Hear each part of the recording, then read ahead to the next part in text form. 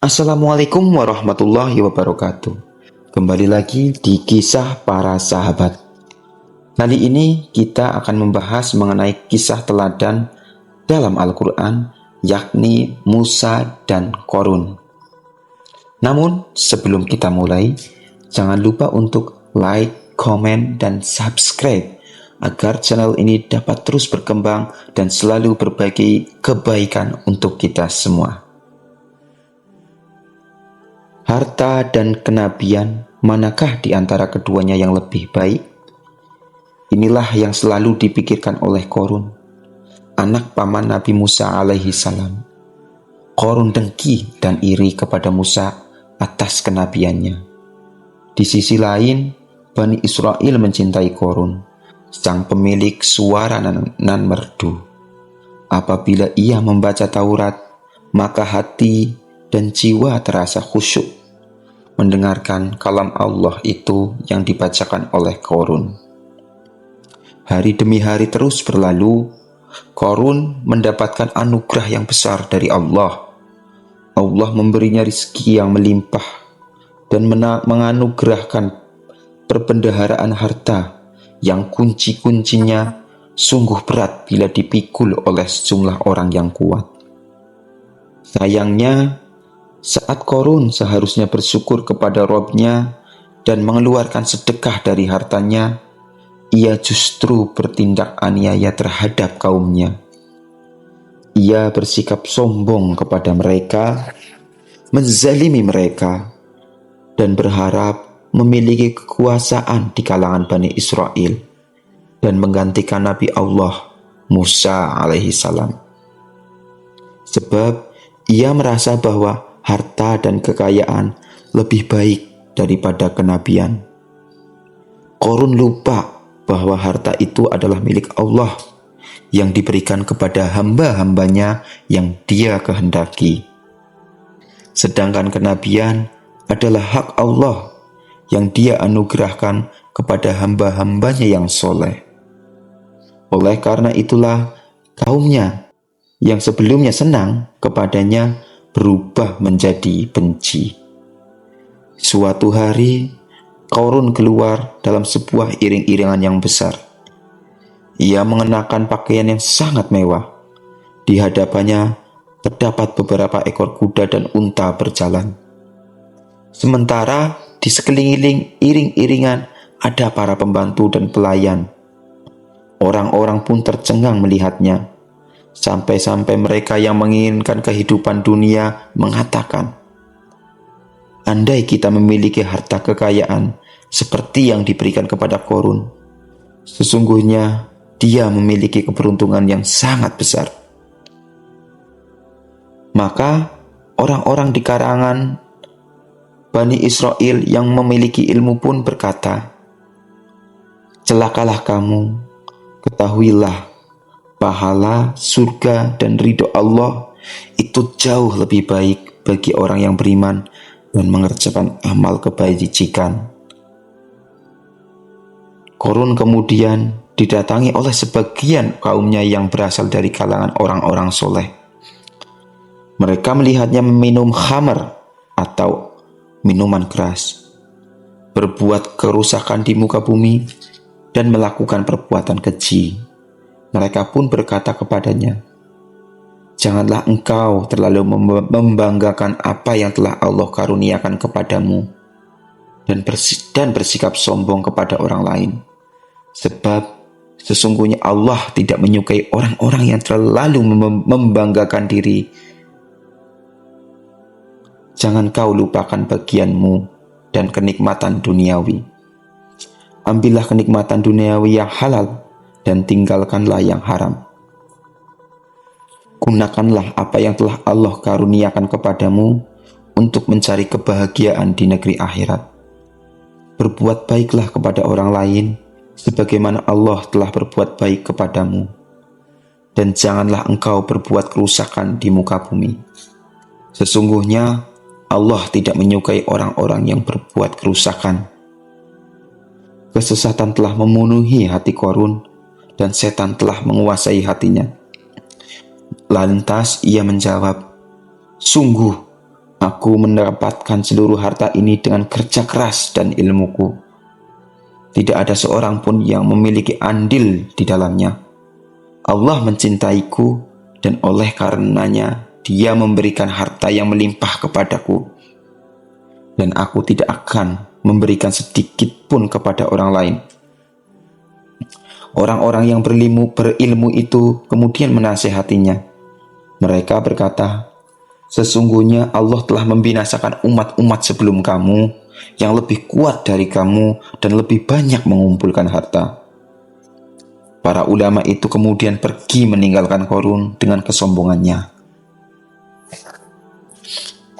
Qarun dengan hartanya yang melimpah, yang tak terhitung, iring-iringan dan kemegahannya yang menakjubkan mata, inilah yang sering kali menyibukkan mayoritas Bani Israel yang setiap hari menyaksikan Qarun keluar, menemui mereka dengan perhiasan dan hartanya. Sehingga mereka pun berangan-angan sekiranya Allah memberikan harta kepada mereka sebagaimana yang Dia anugerahkan kepada Qarun, si pemilik keberuntungan yang besar. Dendam Qarun kepada Musa dan orang-orang Bani Israel yang berilmu semakin besar. Ia berambisi ingin meruntuhkan popularitas Nabi Musa supaya ia bisa mendapatkan kekuasaan dan kepemimpinan di tengah-tengah Bani Israel. Ini semua demi menggenapkan ambisinya, yaitu kepemimpinan. Setelah berhasil mendapatkan kekayaan dan kemewahan, Qarun berpikir, merenung, dan memeras otak busuknya, hingga akhirnya ia mendapatkan sebuah ide busuk. Qarun memanggil seorang wanita jalang yang berakhlak bejat. Ia memberinya harta dan berkata kepadanya, "Pergilah kepada Musa saat ia sedang berkhutbah, dan menasehati orang-orang, lalu berulahlah. Sungguh, Musa telah melakukan suatu perbuatan keji kepadaku." Qarun lupa bahwa Musa adalah Rasul dan Nabi Allah. Allah akan memelihara dan nabinya setiap ada kejahatan. Wanita itu kemudian pergi menemui Musa yang saat itu sedang bersama sekelompok orang dari Bani Israel. Wanita itu berseru, "Musa, sungguh aku datang untuk mengadukan kepada orang-orang tentang apa yang telah engkau perbuat denganku." Musa pun menjawab, "Memangnya apa yang telah aku perbuat denganmu, wahai hamba Allah? Engkau telah melakukan perbuatan keji dan bejat kepadaku." Wajah Musa memerah. Ia menghampiri wanita itu untuk menanyai dan memintanya bersumpah atas nama Allah tentang apa yang menyebabkan berkata demikian kepadanya. Padahal ia adalah seorang nabi yang dilindungi Allah dari kesalahannya.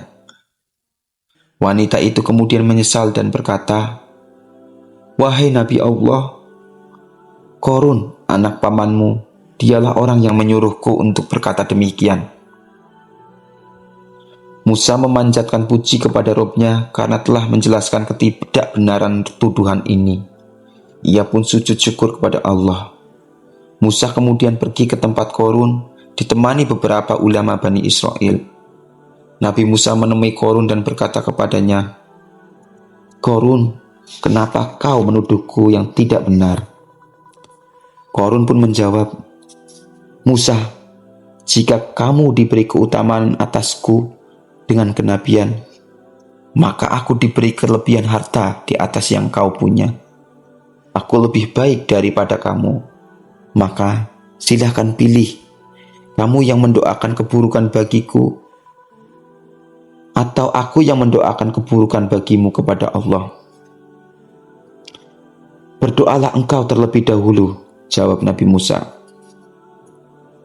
Musa dan Qarun kemudian pergi menemui Bani Israel yang sedang berkumpul di istana Qarun untuk melihat apa yang akan terjadi. Qarun kemudian mendoakan keburukan bagi Musa kepada Allah agar dia membenamkannya ke dalam bumi. Tetapi doanya tidak dikabulkan. Musa berkata, aku akan mendoakan keburukan bagimu kepada Allah. Musa berdoa, Ya Allah, perintahkanlah kepada bumi untuk menelan Qorun bersama harta dan seluruh perbendaharaannya. Allah kemudian membenamkan Qorun dengan istana dan hartanya ke dalam bumi. Tidak ada yang dapat menolong dan menyelamatkan selain Allah. Tidak ada yang dapat menghindarkannya dari takdir Allah, dan ia termasuk orang-orang yang tidak dapat membela diri. Setelah menyaksikan kenyataan itu, jadilah orang-orang yang selalu memikirkan harta. Mereka yang sebelumnya mengangan-angankan kedudukannya seperti Qorun, mereka menyesal dan berkata, Aduhai, benarlah kiranya Allah yang telah melampahkan rizki bagi siapa yang Dia kehendaki di antara hamba-hambanya yang membatasi. Sekiranya Allah tidak melimpahkan karunia-Nya kepada kita, tentu Dia telah membenamkan diri kita pula. Aduhai, benarlah kiranya tidak akan beruntung orang-orang yang mengingkari nikmat Allah. Qorun binasa bersama dengan harta dan keterberdayaannya. Sekian mengenai kisah Qorun.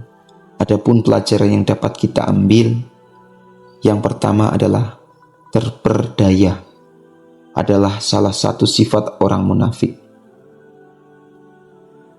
Iman dan amal soleh lebih baik daripada harta yang melimpah. Di dalam harta ada hak Allah, yaitu zakat dan sedekah. Jangan melayangkan tuduhan yang tidak benar kepada siapapun di antara kita semua. Demikianlah kisah Qorun dan Nabi Musa. Kurang lebihnya mohon maaf. Billahi taufik wal hidayah. Wassalamualaikum warahmatullahi wabarakatuh.